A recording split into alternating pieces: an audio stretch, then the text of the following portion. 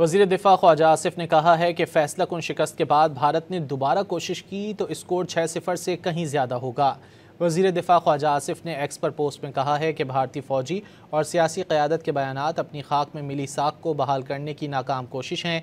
जिस तरह भारत में अवामी राय हुकूमत के ख़िलाफ़ हुई और मोदी और उसका टोला जिस तरह अपनी साख खो बैठा, उसका प्रेशर लीडरशिप के बयानात से ज़ाहिर हो रहा है। वज़ीर दिफ़ा ख्वाजा आसिफ ने मज़ीद कहा कि पाकिस्तान अल्लाह के नाम पर बनी रियासत है और इसके मुहाफ़िज़ अल्लाह के सिपाही हैं। अज़्म का इजहार किया कि इस दफ़ा भारत इंशाअल्लाह अपने तैयारों के मलबे में दफन होगा। वज़ीर दिफ़ा ख्वाजा आसिफ ने कहा है कि फैसला कुन शिकस्त के बाद भारत ने दोबारा कोशिश की तो स्कोर 6-0 से कहीं ज़्यादा होगा।